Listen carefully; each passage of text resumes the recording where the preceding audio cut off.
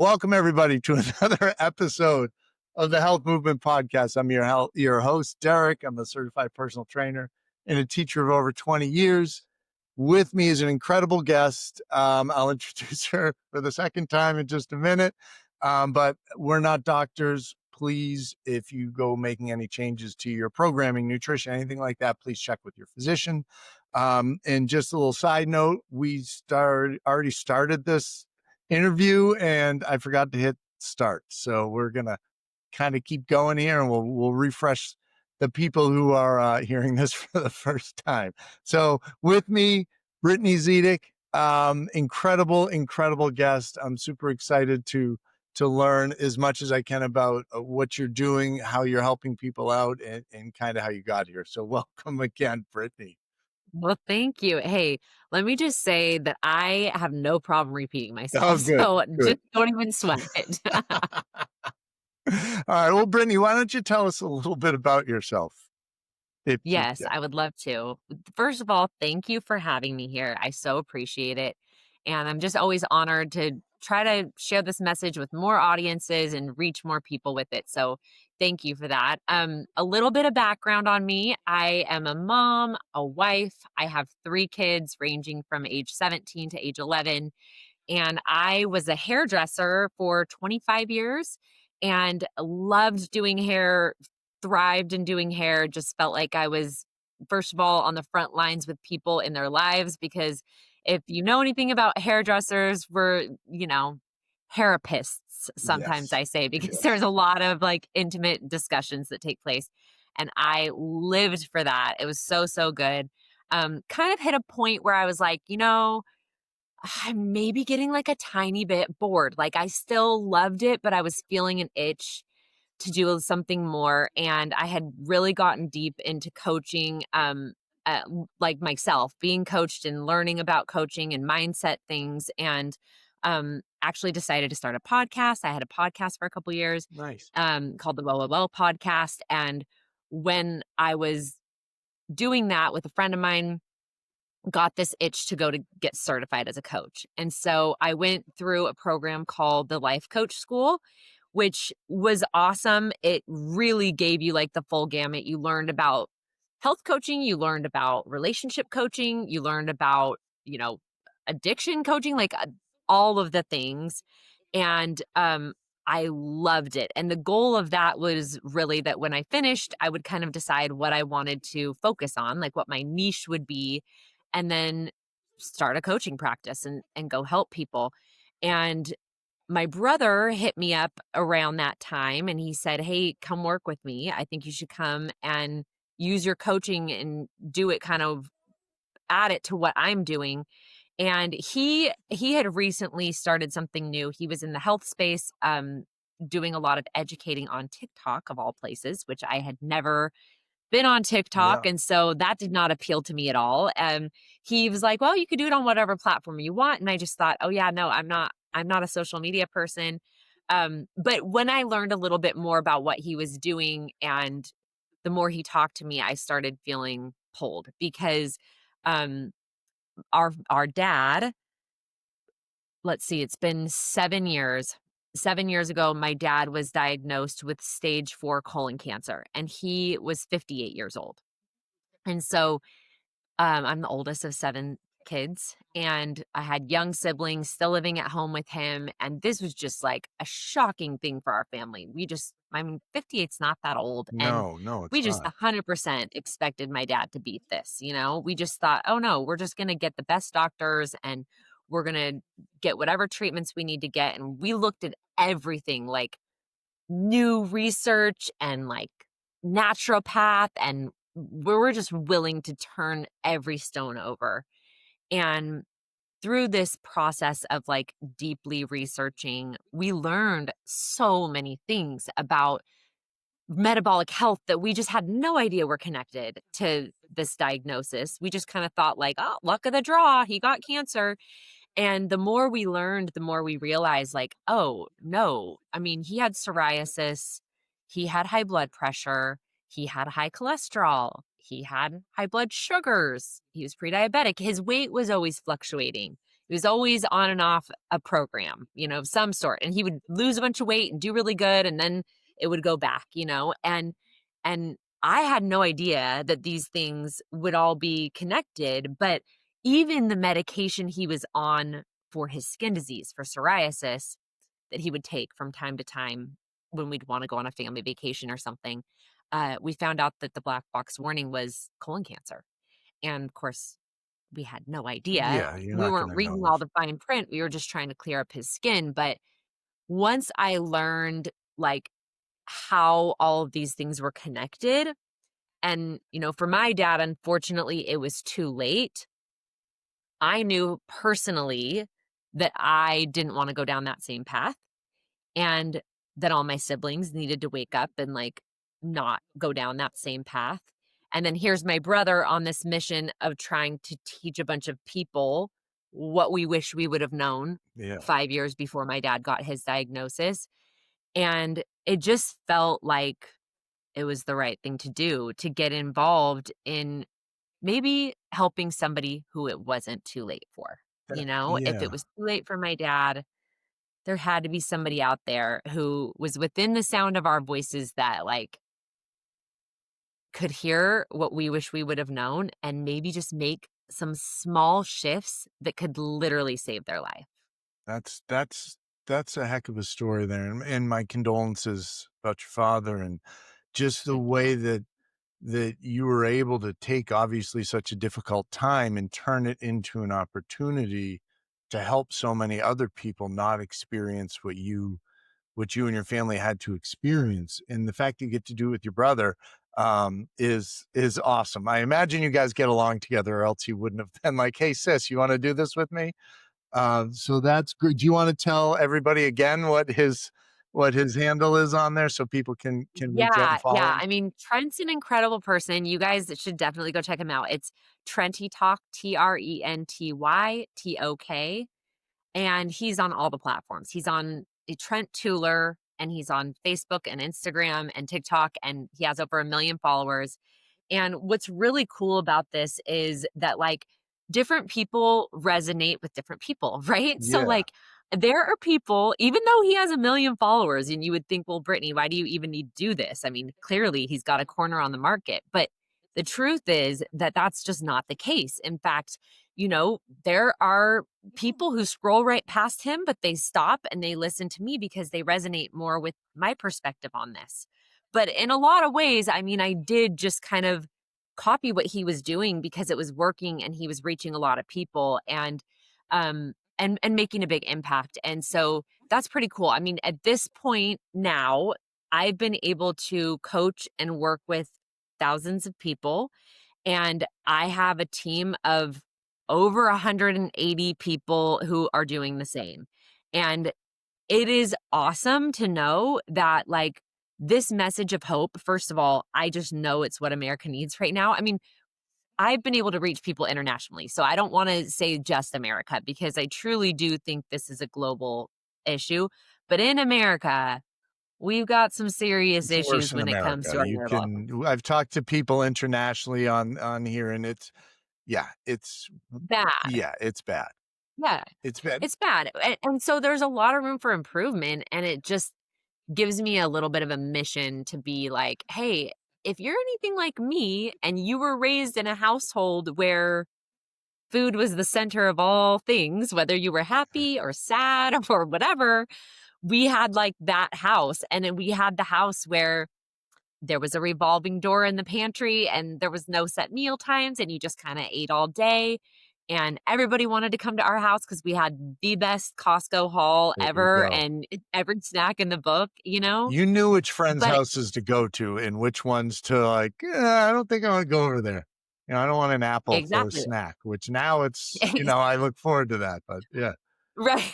you know? No, that's exactly right. I mean, now that's my house. Sorry, kids. But growing up, it was so different. And it's interesting because if you think about our grandparents, you're younger than me, but if my grandparents, they had breakfast, lunch, and dinner, and you didn't snack because Oh, you'd no, spoil your appetite, definitely you not. know? You finished everything And on your plate. That's what you had to do. My my Yeah, mother tells me, and my mom's a diehard fan of the show.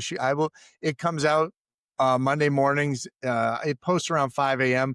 I get a text by 6 with her telling me what she thought of the show.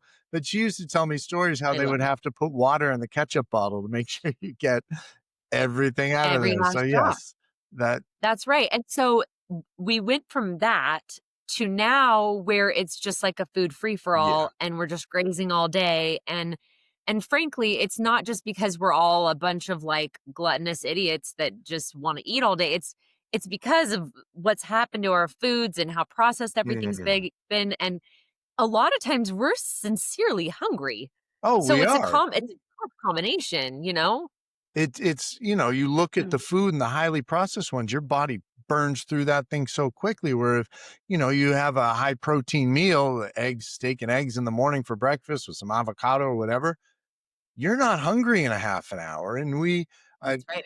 at school, I teach 10, 11-year-olds for people who don't know. Um, the state provides breakfast for kids who don't get to eat it, which I think is an incredible, incredible thing, but they'll walk past my room and it might be powdered donuts or a muffin or things that we now normalize as breakfast. And I know in my mind, in half hour to an hour, those kids are going to be crashing and hungry again and not paying attention as best as they could. But it's not like you said. It's, and I don't remember which take you said this on, but it's not that people don't want it. It's just they've got to know it's a struggle. Like, you've got to learn what's good and what isn't. And cereal is like the staple of the American breakfast, and it's one of the worst things you can eat for breakfast because it's all processed carbs that you blow through so quickly and you're hungry again. And like, I love a good bagel, I love muffins, like all those things taste good. But since doing this show, I've really learned what actually happens when you eat. I mean, even like yogurt, which you want to believe is good, but a lot of them have so much processed stuff. They pull all the fat out, they put all the healthy stuff out. And it's not, if you get whole plain yogurt and add berries and stuff to it, so much better for you. Sorry, I went on a little Yeah. rant Oh, there. that's so true. It's so true. And I think about this and it's like, you know, we were raised with breakfast is the most important meal of the day, which was a tagline that was actually put out by Kellogg's, Yes, I but we did took it as if research it's into this medical too. advice, Yeah. which is so interesting, right? And then we also were told to eat 6 small meals to keep our metabolism going. And we were told to keep our blood sugar stable, that we should snack throughout the day.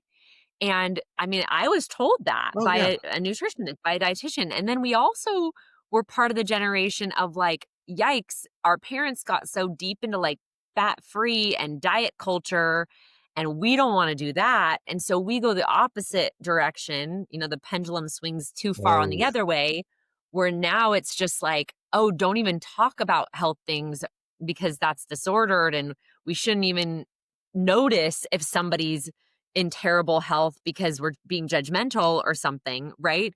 And it's just like, wait a second, why is it that every break room in America it has snacks out all day long Hmm. and we just accept that as if it's normal when it never used to be like that. And since we've done that, people have gotten sicker, not better. Yes. And since we've implemented these strategies of 6 small meals, and since we've switched up the food pyramid and told everybody that grains is the foundation, like, all of that has messed with us, and a huge part of it is because of the processing. Because to your point, like, cereal, there probably was a point where bran flakes Yeah. or, something like that really was a good source of Yes. fiber, Yeah.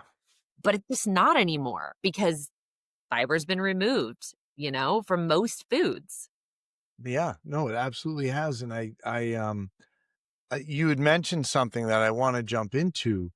Um, but it really is tough because you look at, and there's a study done which I've referenced before, but I can't remember what it is, but they were looking at the average eating window of people who eat in the Mediterranean diet, just to throw out a food category. And they were eating on average between like 10 a.m. and 4 p.m. And that was the window. So 6 hours on, 18 hours off, which you could consider intermittent fasting. And then they looked at Americans to figure out when they ate on average.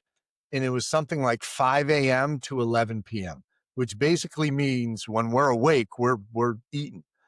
Which, like you said, it's probably because we actually, well, not always because we're hungry. There are other reasons why people eat, but that's part of it is the food doesn't sustain uh, your hunger levels or anything like that. So it's crazy. But that kind of led me. Oh, sorry, you were going to say something there. No, I was just gonna say, I mean, and the truth is, I think a lot of people think, well, that's not me. I don't do that. I don't eat from 5 a.m. till 11 p.m.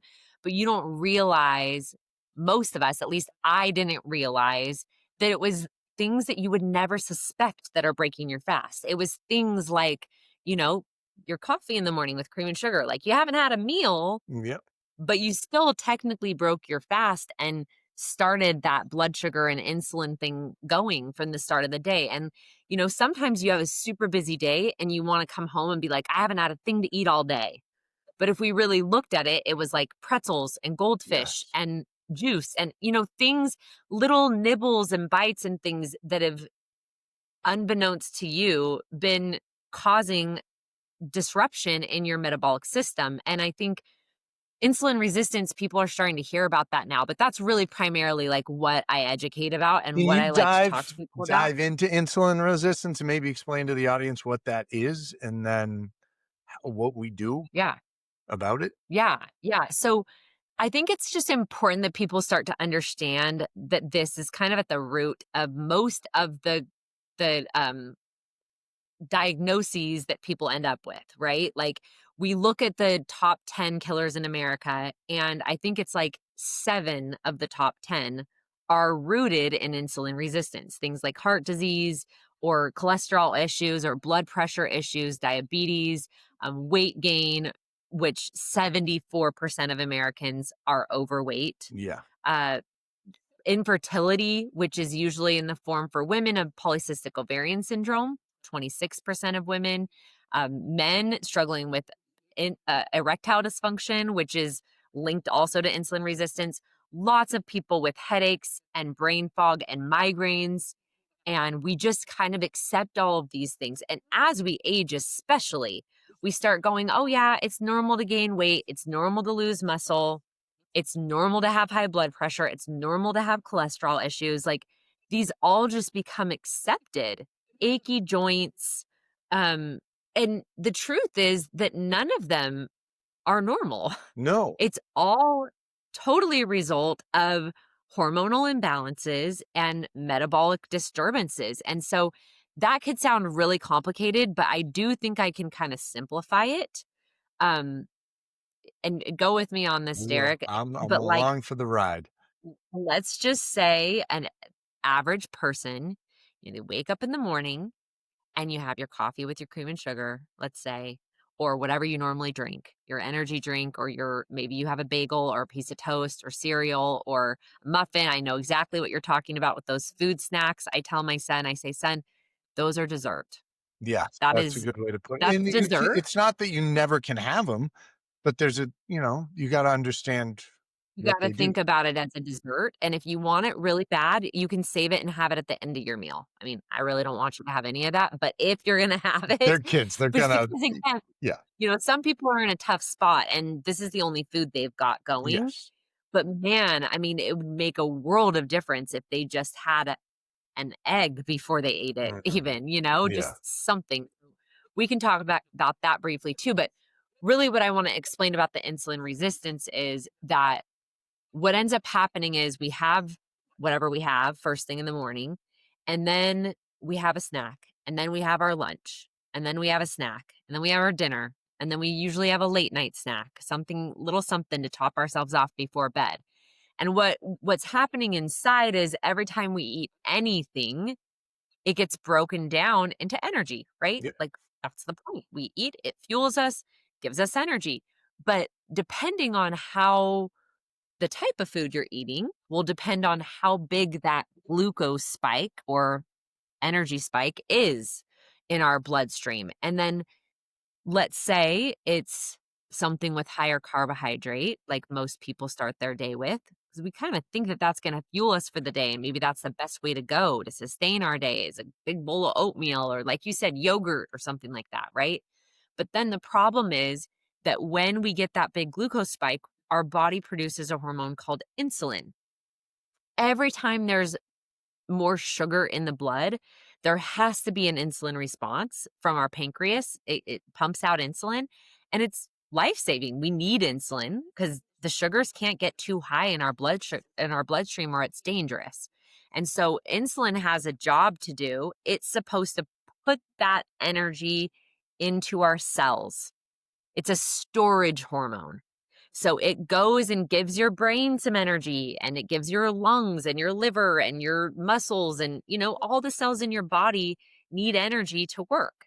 And insulin is the key that allows that energy to get into your cells. Okay. So I'm not trying to get too sciencey here, but No, I think it's important just to know that insulin is so important. We need it. Okay. Then there can be a problem when insulin is constantly elevated. And it will be if we eat something and then snack and then eat something and then snack and eat. If we're doing that, insulin doesn't fall as quickly as our blood sugars do. It takes 3 or 4 hours after we've eaten for insulin to start coming down. And so you can imagine that just as insulin starts dropping off, we eat something and we bump it back up. And we eat something and we bump it back up.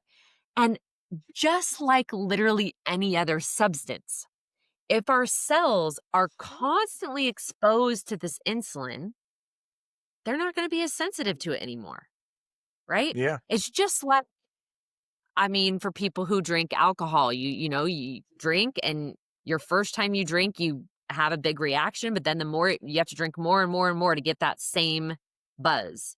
And the same thing's true with caffeine for a lot of Yeah. people, right? You start to become kind of resistant. Your It cells are it's used to almost being. like anything in life. You see the same thing every day. It's not as special anymore, things along those lines. Yeah. Yes, and I usually relate it to my teenagers because that's what my life Yeah. is right now. I tell them to clean their room every day. They become mom resistant. They Yes. don't even hear me. Yeah, If absolutely. somebody else came in and said, "Clean your room," they'd hear it, but I'm constantly It's saying funny you it. say that because I'll get emails from parents that are like, "Derek, can you just tell little Johnny this? Because I say and they don't listen to me." But it's just like you Yeah. said, you need something different coming out there every now and then.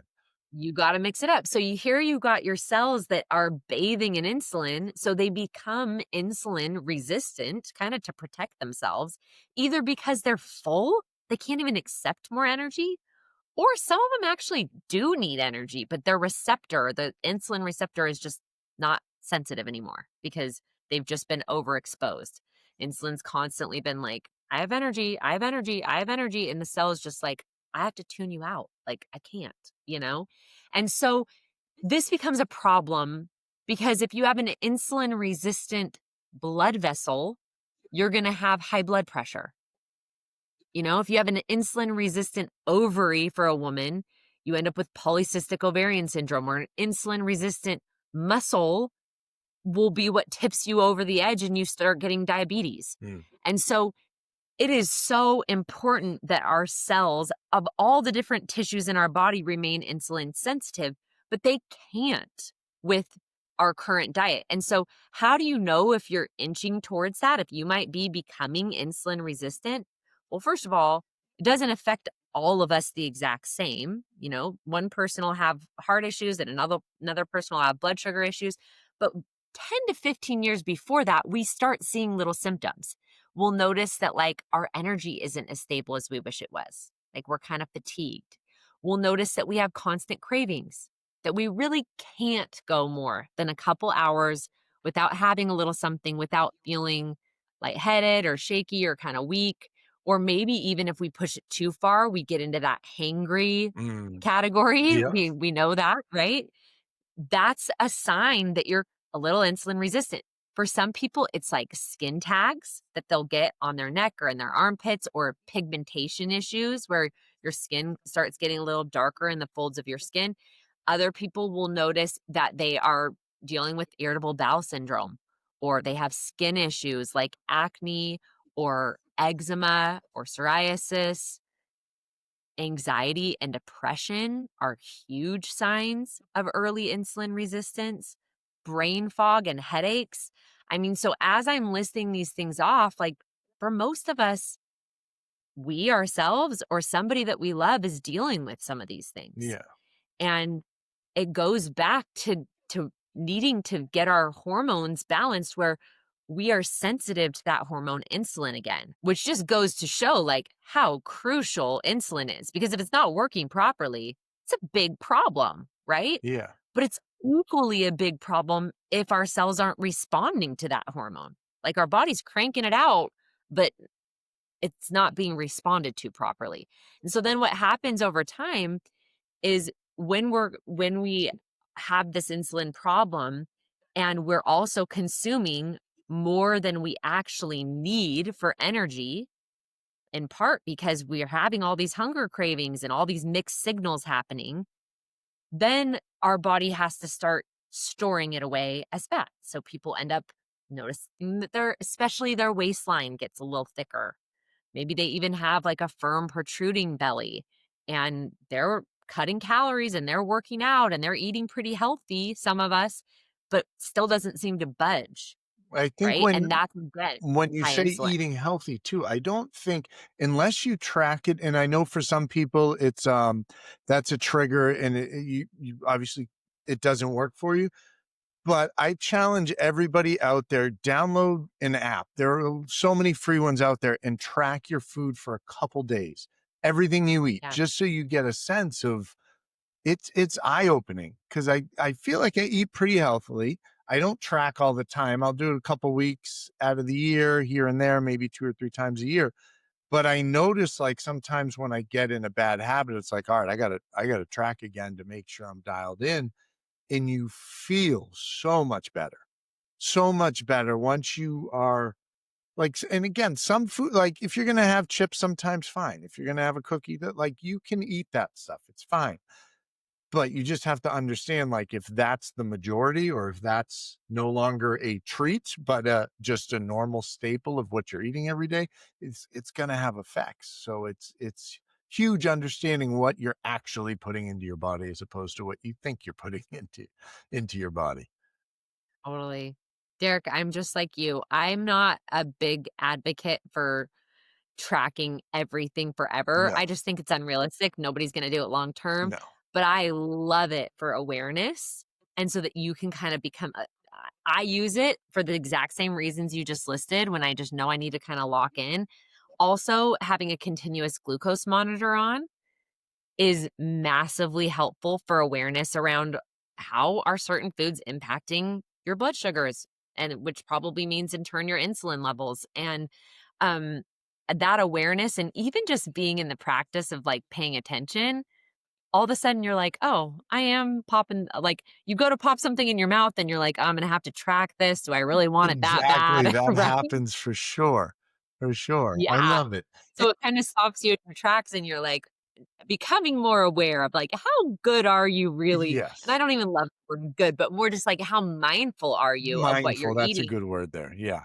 yeah But I've because the gotten to truth know too, like I I don't have the same breakfast every day, but most of the time I have it's like a mission wrap that's like a low carb, high fiber, all that. I'll throw that yeah with eggs, ground beef, avocado, a little cheese, and some hot sauce. And I know I'm getting about 650 calories, 50 something grams of protein, getting a ton of fiber in. But I also know that I'm not going to need to eat for it's going to fill me up for a good amount of time and kind of get me started. And then I have my smoothie that I like to have, but I know what's in that. So like I don't need to track those things. I already know it's there. And I understand if yeah I'm having like a fistful of chicken, exactly, roughly that's about 50 grams of protein and however much it is. So you tracked before so now you have that awareness and I yes, think sometimes when people start going down this path of trying to balance their blood sugars trying to get more insulin sensitive not eating as frequently I think it can be a little bit challenging because your brain is used to the frequency of eating that you were doing before and even if you're eating the right kind of foods that make you feel full longer, there's still the mental side of Yes. things where it's like, well, dang, like I didn't realize how much I was eating out of boredom or out of distraction or out of sadness or Yeah. whatever it is that is triggering that, right? And also the social norms where it's like almost awkward that you're not eating as frequently as other people, right? And Yeah. so I think having the awareness of the types of macros you need, like knowing that if you eat something high carbohydrate, which most foods are, everything in our grocery store in a box or in a bag or with a barcode, as Dr. Ben Dickman always Mhm. says, I love his little shtick like that. Those foods all are high carbohydrate. Even our fruits and vegetables are bigger and sweeter than they've ever been. And I am a huge advocate for you eating those things. But I'm just saying, we have made them bigger and sweeter because that's what our palate Yeah. wants. And so we really are missing, if we are not aware of like the difference between a high carbohydrate meal versus a high healthy fat, high protein, high fiber meal, those are vastly different things, you know? Yeah. And I think when it comes to blood sugar and insulin, the body's response to something that's a healthy fat, like an avocado or something, or to chicken or salmon or an Yeah. egg. If we start looking into protein, it's a little higher for protein than it is for straight fat, but like it's significantly different what happens with our blood sugars, which in turn means what happens with our insulin production based on what we're eating. And so even the order that we eat our foods makes a huge difference. Oh, let's hear about And that. really, like, well, yeah, because here's the thing. What got us into this mess where 93% of us are having metabolic dysfunction, which means literally if you're in a room of 100 people, 7 are in a good place, 93 are not. Like, think about that, Derek, from being a teacher. Yeah. If 93% of your class was failing, we would not blame the kids. We Nope. would blame the teacher, That would be all on me. Yes. right? 100%. Yeah. And so, why are we not doing the same thing when we're thinking about what's happening in our country when it comes to the metabolic storm we're in? 93% of us are struggling. That's because there is a systemic problem. That's what's happening here. And so please take that as a little bit of like relief that this really isn't your fault. You've kind of been set up for failure. If you're in Yes. that category, then it's not really your fault, but also you're not stuck and there is so much that you can do about it. And that's really the hope that I like to bring. And I want to make sure that this is clear. The reason that we are all struggling is really two things. One is that we're not getting nearly enough fiber because of the processing of Yep. foods, which is terrible for your blood sugar balance, terrible for your hormones when you're lacking fiber, terrible for digestion and gut health. And gut health is directly connected to your mental health. And that's what your gut microbes eat is fiber. So we used to always just think of fiber as like, oh, you need that to stay regular. When the truth is, fiber does so much more than that, right? And so food makers removed it because foods are a lot more filling when you have fiber, way more filling. And simple proof of that is just the difference between like if you ate 3 full apples versus if you juiced them Oh, yeah. and you got 1 cup of apple juice, right? You'd have the cup of apple juice, which is just basically sugar water. Yep. And on the other side of the juicer, you would have all the fiber. And it's all the fiber that makes those apples so filling. So if food makers are removing that from our grains and from everything that they're making food with, first of all, it makes the food more shelf stable. But also, it's a smart move by the food makers because if we're full, then we're not going to buy more Yeah. of their snacks and foods, right? So they don't really have any reason to keep fiber in the food. And so they take it out. And so it's no wonder that we're struggling so much with feeling hungry all the time and not ever feeling satisfied is because fiber's gone. Also, they've taken out protein and they've removed fat. You know, there's a lot of things Yeah. that help us feel full longer that have been removed. That's number one. And then the second big problem is that because of that, in large part, and also because of social norms and current counseling, we eat too frequently. Mm. And I just really believe that our bodies need time to rest and digest. They need a chance to get caught up on using everything you already gave them before you introduce more and introduce more and introduce more, like most of us do. And so, if we can just do those two things, even if it just starts with eating 3 meals a day with no snacks and just having at least 12 hours from our last bite of food till our first breaking of the fast the next day, we would see a massive benefit in everybody's health. And then I like the idea of pushing it a little Yeah. longer. Like, I really think that if you can push it and you can lengthen that window, maybe to 14 hours or 16 hours fast, and then just have 2 meals, that's just super beneficial. And there's healthy ways to do that for women, even with your hormones. The book Fast Like a Girl or the Menopausal Reset, really great research for women. And for men, I mean, there is so much good research on this.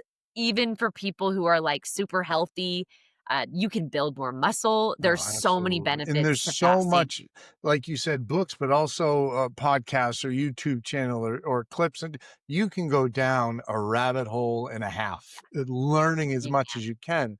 And again, we're not doctors. So before you go changing your nutrition, give your physician a call. But I want to ask you about intermittent fasting. And I know you said pushing the window as long as you can. I've been reading more about just the 1 meal a day idea, and it's not just like you eat in like a 2 hour window. Is that something Yeah. you've tried or have experience with? Yeah, I think it's excellent, especially for men, because men's hormones cycle on a 24-hour cycle, whereas women's are on a 28-day cycle. Uh, And so women really can't do the same thing that men can do. Um, Once we don't have a cycle anymore for women, then there's some more flexibility and you can kind of fast like a man. But is the that why women are so much more patient than men because they have this much longer hormonal cycle? Hey, we're gonna sure, we can say it's for that. Sure. But I will say that even for men, I'm not a huge advocate of doing the exact same thing every day. I like I that you think it's said a that. Yes. great thing to cycle into because all of us still have our metabolism and there's set points, right? And so Dr. Jason Fung, I mean, I've done a lot of research on all of these things because I'm again, like I didn't go to school for this, but what I can tell you is I might as well have because I've put myself through a school in a sense of learning. And so if you look at like Dr. Jason Fung, who wrote the obesity code and diabetes code, and he talks a ton about this.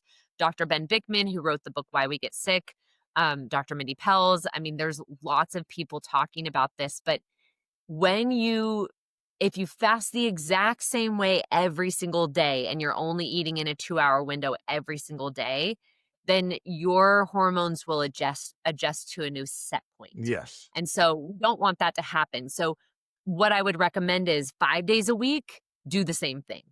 But then 1 day a week, push it a little more. And then 1 day a week, just don't even worry about fasting. Just to kind of keep your metabolism guessing and flexible. I think that's an excellent point because it happens in all aspects of our bodies and physiology. Like when you go to the gym, if you work out the same exact way, same exact load where you're trying to do, 5 sets of 5 reps, just you'll plateau and Yeah. stop. You need to then go high volume or then you need to like low rep or you just got to adjust it. Um, Yeah. frequently. In food, I think it's more frequently. Lifting you can do every 8 to 12 weeks, I think, before you necessarily have to change up the programming. But I love that you said that because that kind of confirms what I want to try the 1 meal a day approach. Like Yeah. I love my breakfast. Like I look forward to that so much, but I know I could eat that. I'm an early riser. I'm up at like 4, go to the gym, do my thing. I can eat that at 6. School starts at 8:25. I can get enough food in that like 2 to 2.5 hour window where I still get the same amount of calories and I'm not restricting my caloric intake. Yeah. But I would love to try that during the school week, and then the weekends you do something a little different. Um, I love that. You should totally try it. Let me know I how it I goes. I will think that's 100%. I'll do it. I'll give it a month and see how that goes. So, yeah, uh, see how it goes because here's kind of the interesting thing too, Derek. Like I'm just making some assumptions here, but if you're at a point where you're kind of at maintenance, you're not necessarily trying to lose weight, right? no, no. I And mean, you're we all like nobody looks exactly the way they want to, and they're like, "Oh, I could tweak it," but no, I'm in a good place. I'm happy where I am. you're in a good place. Okay, so you're not necessarily trying to lose weight. So you are trying to kind of like, hey, I'm going to hit about the same calories. I might change up how and when I eat Yeah, those, but like that's kind of what you're going for. Makes perfect sense. Somebody who is not in your case, who is the 93% of people or the 74% of people, let's say, that do have some weight to lose. yeah, Okay. What's going to be better for them is to have the awareness that you have over 100,000 calories accessible on your body at any given time. wow. I did And not so realize that. when we think about like, hey, I'm fasting and I don't want my body to go into starvation mode or to think that like, I want to make sure I don't undereat. So I got to hit these calorie numbers. We're forgetting that when we're fasting, we're not starving No. because our body has all this stuff here that it can access as calories. And so, like, when I was starting out with this, I would sometimes have to remind myself that. I'd be like, hey, yeah, I know, brain. You're like, yeah, you should eat right now. And isn't this weird? And maybe you're under eating. And it would like give me these little, like, just because it was so different than what I had done before. And I had to remind myself, like, hey, go use the love handles. Like, there is, go, if you're hungry, there are calories. Let me point. Please use, I'll highlight the areas. Yeah, there you could go. I tell you where to take it from, please? I wish you really could. But you see what I'm saying? Like, most of us have so much, we don't have to eat all of our calories. And when we do break our fast, we're not trying to make up for what we didn't eat at that meal that we missed. Yeah, We just eat a normal meal because our body used calories when it was in the fast. You don't have to eat all your calories. But in your case, if you're more in a maintenance place, then you kind of do. So yeah, it's just different places, right? And so I just think it's important to note that because probably a lot of your listeners, they don't need to be counting calories. They need to be being make their whole focus becoming insulin sensitive and lowering insulin. Because when insulin's high, you can't burn fat. When insulin's low, you're in fat burning mode. so And if you have some what's excess, your if you could give maybe 2 things, what should people do? And I know you mentioned a couple before, but I just want it spelled out clearly for people to have a key takeaway. If they want to improve their insulin, sensitivity, what are and I know you okay. mentioned get the fiber and, like, eat the apple as opposed to the apple juice, but what can we So do? I'll give you okay, if it's okay with you, Derek, what I'm gonna Absolutely. do is I'm gonna tell you a few things that I recommend that you do. Okay. Most of them are free and you can start doing them today. I'm gonna tell you also there are some supplements that I recommend that make this easier. Now, of course, you do not have to buy them if that's not your thing and you don't want supplements and tools. Like for me, I use some tools that make it easier for me to be consistent. Before I had tools, I would get psyched up and I would white knuckle it and I would do it for a while, but I was never consistent Mm, with it. And so these tools have made it easier for me to be consistent, but you do not have to use them. You can totally just listen to what I'm saying and apply it your own way. So the first thing I would say is to get more fiber. Okay. Make it your job to get more fiber into your diet. And what do I mean when I say fiber? Again, I don't mean Wheaties. I actually mean like get cruciferous vegetables like broccoli and kale and cauliflower and nuts and seeds and things that are high fiber. Okay. And you can like Google around or you can go to my page and I have a free downloadable printable what's thing. your page? Just so I can put it in the It's description. Mind Body Brit. Mind Body Brit with just one T on the Brit. And that's on all platforms. And if you click on the link in my bio, there's free downloadable information on this. Okay. And it tells you high fiber foods, tells you some high protein foods, tells you some healthy fat foods, all of which are really good. But let's just specifically talk about fiber because 95% of Americans are not getting as Is much there a fiber as they need. number you recommend? And I know everybody's different with sizes and needs and all that, but just like a rough estimate? Yeah. So, two things I would say on the fiber. One is that women are supposed to be getting at least 25 grams and men are supposed to be getting at least 35 grams. But our ancestors were getting over 100 grams. So, Wow. I think that that is just like bare Like, minimum, you're well, when getting they that much. give, like, the daily recommendations on, like, protein intake, it's like 0.7 grams per Yes. pound, and I'm like, "That's no." Like, you need I don't know. Yeah. no, I think it's even less So than that, but yeah. so you definitely want to be leaning into fiber, and just remember, fiber is filling. And have fiber first. Because what happens when you eat high fiber foods is they break down once they hit your stomach juices and they thicken up. It kind of creates this like viscousy jelly mesh that if that's the first couple bites of food that you take or a vegetable or some high fiber food creates this jelly stuff in in the lining of your stomach and in your intestines. First of all, that is the food that your gut microbes eat.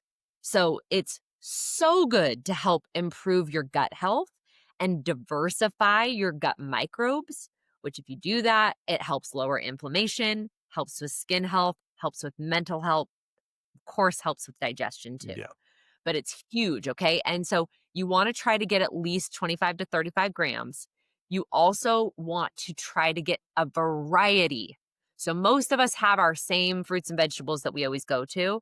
Really, you want to try to like get outside of your comfort zone with that. I And was just and gonna Dr. ask you Will, that one there too, so yeah, it's important. Dr. Will Bultowich, who I love, he wrote the book Fiber Fueled, and he's an excellent follow. He recommends over 30 forms a week. Okay. And oh, okay. that's a lot. That's a lot of different types of fiber. Okay. So that's part I do supplement. I'll tell you what I supplement with in just a second here, but Can I because that's interrupt hard to you get. for a selfish question quickly? My Please. wraps I eat have 30 grams. It's completely processed, like, it's not an organic food or anything like that. Is that are those 30 grams of fiber as good as from natural Those foods? 30 grams are most likely all the same form, Okay. first of all. So you're not getting any diversity. And then I would be curious of what the form is. Like we when it comes to fiber, we have soluble and we have insoluble. And whole foods, like an apple or an artichoke or, they usually have kind of a combo, but processed foods like what you're talking about are usually not. They are a single form. And we really need the combo of the two. And so it's great that you're getting that much fiber and it for sure helps balance carbohydrates and stuff like that, but maybe not as effectively as it would to get a little more diversity. So And don't so, just count that as like, all right, I hit 30 there. I just need yeah, five take more. a ton. All right. Right, But exactly. Yeah, you because said ancestors got over 100, so I can get above so, like, that. I'm always looking for more than 50. Like, I Oh, want a okay. lot. You can't really overdo it. And some people are like, "Oh, yes, you can. I have hurt my stomach. Like, I've been bloated or I've had diarrhea or constipation from doing too much fiber." That's just exactly because of the same thing that happens when somebody goes to the gym after not going and they lift up dumbbells that are too Yeah. hard and they hurt And I themselves. would It's wonder like, what other foods they're eating in addition to that high fiber. totally. Yeah. So you have to think about that. And you also have to go, hey, if you haven't been doing a lot of fiber, then I would say go slow. Pick up the lighter dumbbells and work your way up to the heavier ones. Yeah. Same thing with fiber. Start with a little bit, slowly, gradually add more. Okay. So that's the first thing. And I'm going to shut The up second, because I know you have to get your son soon. So I'm going to just let yeah, you. no, we're good. We got like 8 minutes or Okay. so. I'm So, just and going I'll, to and let you go. okay. So the second thing is, and the fiber will really help with this, is eat less frequently. So I like thinking about when like I said, getting at least 12, maybe 16 hours fast in. And when I am eating a meal, I think about my meal window like an hour. So it's like, then I go, so it's not like I have an 8-hour eating window. It's like I eat lunch and I eat dinner within that 8 hours. Again, because I'm trying to stay insulin sensitive, I'm trying to keep insulin levels low. And I know every time I eat, it elevates insulin. And so I'm trying to stop the spike of that as much as possible. So fiber, eat less frequently. And then the third thing is get in a little bit of movement after your meal. So if it's a 10-minute walk outside, if you need to stand up and do air squats, I would say like 30 kind of moves the needle on your blood sugar. Or maybe even if you're seated at a desk, if you can just even do like calf raises while you're seated, just do calf raises. Nobody will even know you're doing it. What you're trying to do is contract your muscles so that your muscles will take some of that glucose up before that came from the food that you ate. It will take some of that to use right away instead of leaving it in your bloodstream, which will require more insulin to move it out. We don't want more insulin. We want to keep insulin low. So moving a little bit after you eat. Okay. So those are really the main steps. And where the supplements that I recommend come in, I like, there's a system, it's nutraceutical grade. It has 2 products. I get a 30-day supply of both when I buy it. One of them is a fiber matrix that I drink before my meals. Now, I buy extra of that because I like having it with both my meals. Normally, when you buy the 30-day supply, it just comes with one. You can modify it, but that's what happens. And what's recommended is you drink it with your heaviest meal, most carbohydrate heavy meal of Okay. the day. And it has over 7 different forms of plant fiber. So right away, you're getting a diversity of fiber, which you, and they're fibers you would never normally eat. So you're getting things in your gut that help with the gut microbes. But also, this specific one is in what's called the PDR, the physician's desk reference, which is a doctor book that has every medication under the sun. These are not medication, but they are listed in this book because they've had so many clinical studies done proving that they work. There's over 4 patents on them, and they've been proven to lower your blood sugar up to 37%, which is a huge reduction. And they've been shown to lower your cholesterol. My husband, of course, worked with his doctor, but he was able to get totally off his statin medication. And this particular fiber supplement was studied at the Cleveland Clinic, which is the top heart hospital in America. And they even said, if you take this, you probably don't need your statins. But That's of awesome. course, you'll never hear that in mainstream media Yeah, because no, that's no. Can you text me those, what they are, so I can just put it in the show notes? Yes, you bet. So that's the first part of the system is this balance, this fiber supplement. Okay. The second part, because you get the 2 products when you order them on supply, is a yerba mate concentrate. So yerba mate is getting a lot of press right now because it's a plant, it's a natural plant. And this particular one has a patent on it because it's a concentration of it. And what they've done is they've taken um, certain nutrients from the plant. I mean, you get the whole leaf, but they pick it at its highest nutrient concentration. So there's a plant nutrient called chlorogenic acid. Go look it up. It's amazing. Chlorogenic acid. It's in apples and artichokes and eggplant. It's in a Yeah. lot of things, but it's in high concentration in the yerba mate plant. And it makes you insulin sensitive. It's a natural insulin sensitizer. Helps you get into ketosis quicker. It also has a component in the yerba mate that increases your body's production of the GLP-1 hormone, Mm. which GLP-1 is what everybody's Yeah. injecting with the Ozempic, Wegovy, Mounjaro, right? We've heard of that. This gets your body to produce that hormone naturally. So what happens when you sip on it, it gets your liver to get rid of oxidative stress faster. It kind of makes you forget about food because it increases that GLP-1 and it's making you get into ketosis quicker. So, which means you're going to burn through fat faster. So, for me, whenever I'm not eating, I am sipping on this mate. And you get 2 of those per day with 30-day supply. So, All right. you sip on the mate, makes you forget about food, makes fasting easy. If you've never fasted, trust me, you won't feel like you're white knuckling it. This will help it be easy, or at least more comfortable, I should say. And then before your biggest meal, you drink the fiber. Nice. Now, it's not to say that I don't still eat fiber foods because I do, but this just gives me more diversity. So Makes it that's easier to really, be consistent with it. yeah, exactly. And so because I can put this fiber supplement in my back pocket, and because I can take this and travel with the beverage wherever I go, it's like in these little simple packets. I have just found that it's been so easy to be consistent. Plus, they give you a boost. For people who are already intermittent fasting and they're already eating fiber, like, you could just level it up by adding these. I So, gotcha. I've been at my goal with my cholesterol and my weight for 2 years now, but I still drink it every day because of how good it makes me feel and the maintenance of it. So, that's just to give you, like I said, if you don't care for using the supplements, you could just add the fiber, eat less frequently, and get some movement in after your I love meals. it. Those are 3 simple things too, and Yeah. the broccoli and things like that, that doesn't cost a lot of money, like, it's No. and what's the difference quick question, do you notice or know much of a difference between frozen broccoli or fresh broccoli? Like, I didn't think so. No. So it's a I simple, Yeah, quick meal, you know? fiber's there. Yeah. Yeah. Alright. Even making a smoothie, you're still keeping the fiber. It's Your body doesn't have to do quite as much work, so it's a little bit less in the thermic effect of when you're, like, breaking Oh, down yeah. calories, but you keep the fiber. So, I'm big on, smoothies are fine. I just juicing is the only thing that I'm like, oh, we don't wanna eliminate the fiber." Yes, I gotcha. Well, Brittany, Yeah. thank you so much for hopping on, and thank you for doing a take 2 here. I appreciate that too.